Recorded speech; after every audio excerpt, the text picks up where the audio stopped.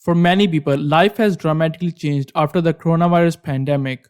Most countries have announced full lockdown and people are restricted to stay in their homes.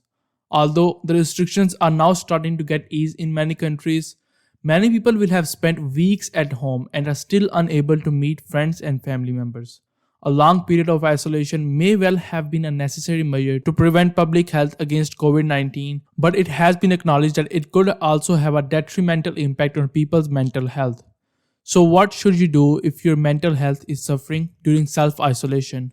Are there ways to ensure you safeguard your emotional and mental well being during a potentially extended period of being alone? And this is what I'm gonna answer in this video and give you 5 helpful tips to manage your mental and emotional health during self isolation. If that sounds interesting to you, then stick with the video till the end. Hey everyone, welcome back to Think Theory, and if this is your first time on the channel, then don't forget to hit the subscribe button for more videos on health, lifestyle and productivity. My first tip is to maintain a sense of routine. Find yourself spending all day in your pajamas or remembering at 3 p.m. that you have not brushed your teeth because you knew that you would not be seeing anyone. Although in the short term, it can feel nice to be lazy. In the long term, this is not going to be good for your mental well-being. As Carrington says, as far as possible, try to maintain as much of a routine as you can. Wake up and go to bed at healthy times to ensure you get enough sleep. Although you want to maintain a routine, but don't fall into the cycle of sleeping, working, eating, and repeating the same day after day. Instead, find some time to still have value for your day. Life cannot be just eating and sleeping. Do something fun for yourself. That does not mean watching Netflix. Instead, do something that makes you feel satisfying and fulfilling, like learning a new skill such as piano or something else. Second tip is to stay connected to people. Just because you're self-isolating does not mean you have to cut yourself altogether. If you feel that you are beginning to struggle, take some time to call a friend or family member. Talk about what you are feeling. If you don't have anybody you can speak to, you can call emotional support lines like Samaritans or Sane Line. The World Health Organization also recommends maintaining your social network during self-isolation. Even when isolated, try as much as possible to keep your personal daily routines or create new routines. If health authorities have recommended limiting your physical social contact to contain the outbreak, you can stay connected via email, social media, video conference, and telephone.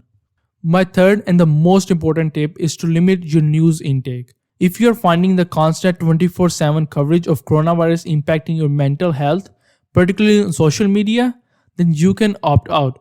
The World Health Organization says a near constant stream of news reports about an outbreak can cause anybody to feel anxious or distressed.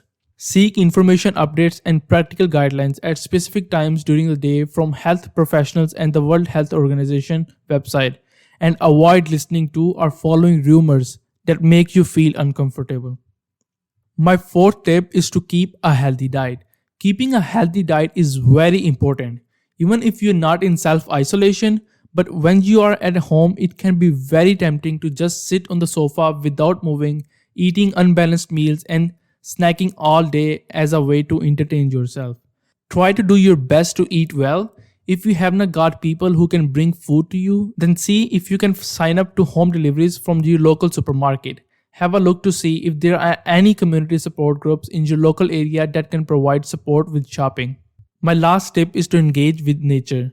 Stephen Buckley, head of information at Mind, says that you should try to get exposure to outside world and exercise as much as possible within the limits. Our physical health and mental health are linked, so try to create a routine that includes some physical exercise. Although you cannot spend time with others, do make the most of your private outdoor space you have, such as garden or balcony. If you have one, as being in the nature can also help your well-being. Buckley also says try looking out to the window to watch the birds or tend to houseplant to keep your mind stimulated and engaged with the nature. If you can, also open the window and let fresh air into your room. Alright guys, these are 5 tips that will help you to maintain your mental and emotional health during self-isolation. First, maintain a sense of routine. Second, stay connected to people. Third, limit your news intake. Fourth, keep a healthy diet. And fifth, engage with nature. Thank you all so much for watching this video. What other videos you want to see in the future? Tell us in the comment section. Also share some of your tips with the community to maintain health during self-isolation. Please like the video if you enjoyed it, sub if you loved it. Thank you all so much and I will see you in next one. Peace.